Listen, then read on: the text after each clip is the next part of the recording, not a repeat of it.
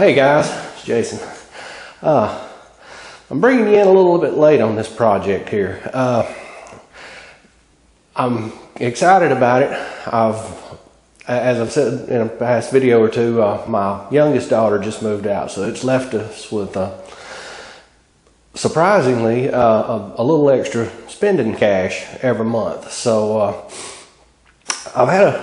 I've never been able to do anything with my house. It's some of you guys have been here, Bubba, Robert, and Tim. Some of you guys have been here and seen this room and just how crappy it was. Old junky furniture, and the big used to be a huge stain on the ceiling up here.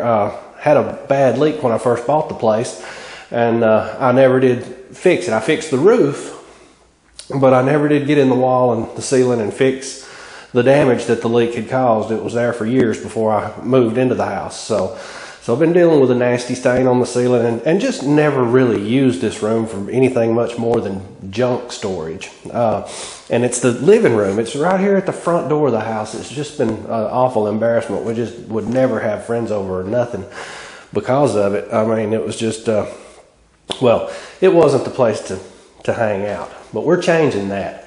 I'm planning on having a big old Christmas here this year when my kids get to come home. You know, the oldest is in the Air Force, so sometime between Thanksgiving and Christmas, we're going to have a big old Thanks Christmas. Let me show you what we're doing. I've had to take all of this out here, this whole section of wall and around the fireplace. All this is new sheetrock. Well, and this little section of floor right here. Let me flip this camera thing over so I can see if I got you in frame. Had to replace that hardwood there in the corner as well. Got my friend Jay to come over here and do that. But anyway, so when we decided we was going to do it, you know, we said, well, this room never had overhead lights, so we added overhead lights. And you know, these are going to have LEDs in them when the painting's done. But we were on a wall outlet right over here. The light switch for this room was on that wall outlet right there. And it, like I said, never had overhead lights, so we just had to use a lamp in here. Well, me and my friend Jay, once we put these lights in, we went over here to this switch and we started working on this switch to take the hot lead up into the attic. Well, it was old 2-wire cloth bound wire. This is the oldest part of my house. It's been built onto several times, but this was old 2-wire cloth bound stuff, and we were verifying that the switch was going to that outlet. When he had flipped the switch off, I was still getting 40 volts at the outlet. So I said, well, you know what, with that being said, and I've already got this much tore apart, well, let's get a electrician in here. So he's in construction, my friend Jay, and he talked to one of his friends who's a commercial electrician, and he recommended this fella to come out and do my wiring for me. Well, this fella that he recommended couldn't make it that weekend, so he sent his number one helper. His number one helper come out here. Nice guy, seemed like. Just seemed like an awesome fella. He went to work. We agreed on a price, and he went to work and went around and replaced. He put in new wiring for my overhead lights, new wiring to that outlet there, this outlet here, this outlet, added an outlet here. This is my dining room, and there's an outlet behind the curtains right there. Okay, rewired this light, which I'm going to change that fixture out. We're getting a whole new dining room suite too. I'm excited about that. But get this, over here, this curtain was hanging down like this, and we missed this outlet. Well, a couple of days later, I realized that we had missed that outlet. So I called him, said, come fix it. You know, I'll pay you whatever, and come fix it. Well, he never come. So I called my friend Jay. I said, you know, Jay, we can do this. So he gets up under the house and I'm up top, and he finds that wire and he goes over and he traces it over to this outlet. And he says, no, I'm sorry. He traced it over to this outlet. So he pulls a new wire. We pull a new wire in where that outlet was that we missed, and we carry it across over to this one. And he says, there's not new wire going up through the hole in the floor here. And I said, what? And he said, yeah, there's not new wire going up through the hole in the floor here. So at the time we hadn't had the sheetrock redone, luckily.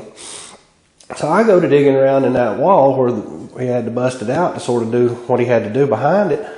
And lo and behold, what this joker had done is he had took new wire and run it out the box and wired it to the new outlet, and then cut the ground off and wire nutted the old cloth bound wire that was existing to my new good wire, just a little 6-8 inch piece of new yellow 3-wire. Look, so when you pull the outlet out of the box, it looked like it was wired with new wire. But when you get behind the wall, there it was, just wire nutted and taped up to the old cloth bound 2-wire. So then we traced it back over, try not to get you too dizzy here, we traced it back over to this outlet here that's behind this curtain, and lo and behold, same thing. And on this outlet, he'd done the exact same thing. So I got to looking at every single outlet. The guy had done that. Well, I called the fella that was his boss, and I come unglued. I have not talked to a man like that in my life, I don't think. It was the discussion, me and him, the way I talked to him, I felt bad that night when I finally settled down and sat down and took a deep breath. I told my wife, I said, good Lord, I ain't never spoke to a grown man that way in my life. But he came out the very next morning. He was here at 8 o'clock. I went on to work, and as soon as he got here, he got out of the truck and went up under the house. He come back out and called me about 9:30, and he said, Mr. Johnson, I'm appalled. He said, I cannot believe what my man done to you. He said, I just cannot believe it. So he stayed here most of the day and made it right. And I will use that electrician again. But I told him that guy that worked for him, I said, I don't ever want to see that SOB on my property again. I mean, he left this house in a shape that it could have burned down around my wife. You know, I travel, so I'm gone a lot. You know, there's every possibility. I mean, he left me with so the moral of that story is, anyway, God was good. He let me, he let that outlet get missed for a reason, and let us find that before I had the sheetrock done. But anyway, that was that took up a lot of this video, huh? Anyway, but I'm gonna keep y'all updated on this project. What got this project actually started is I inherited some Victorian furniture from my grandmother, my mom's mom, had bought, and we always had Christmas on this Victorian furniture. It was just the big thing. The whole family went to Mama and Papa's house, and Papa always, you know, he'd decorate the house. It was all pretty. It was he lived in a zero, what's the word for it? Anyway, the houses right up next to each other. It was he's definitely just, you know, wasn't a rich man, but his living room looked rich with that Victorian furniture, and he'd always put up a pretty artificial Christmas tree. So I'm gonna get that furniture cleaned up and in here, and that's what I'm fixing to become Papa. Someday I'll be Papa. So anyway, which is a good thing. I kind of resemble him, and it looks like I'm gonna have his hairline too. But anyway, I'm going to keep you guys updated on this project from now on. I wished I'd have got you in here before. We've got the windows to do next. I'm going to have the windows replaced. That's going to be expensive. I just got quotes on that. Then we're going to get everything painted after the windows come in, and not sure if, anyway, we'll see what that turns into. And then I have the floor to do. And let me show you this right quick before we call this video done. This has been like this since I bought this house. Well, the day I bought the place, I had a termite inspection done, and they got all up under the house, and nobody can understand exactly why. I have termite damage here, and let's see, and those two boards are getting replaced when we have the floor refinished. But I've got some termite damage right here, and I've got some termite damage right here. But there's no termite damage to the subflooring. You get up under the house, probably just made y'all dizzy again. You get up under the house and there's no termite damage at all under the house. The seals are good, the floor joists are good, the subflooring's good. I mean, it's a mystery to me how that termite damage got there. And we've had when I bought the house, we had it inspected for termites, and no termites, and then twice over the past, I guess, how long have I lived here? Nearly 30 years, probably 27, 28 years. I've had it inspected twice, and actually just had it inspected again a couple of months ago to make sure there was no termites in it. But that just baffles me. But they're going to be able to fix that. But anyway, guys, I've rambled on long enough.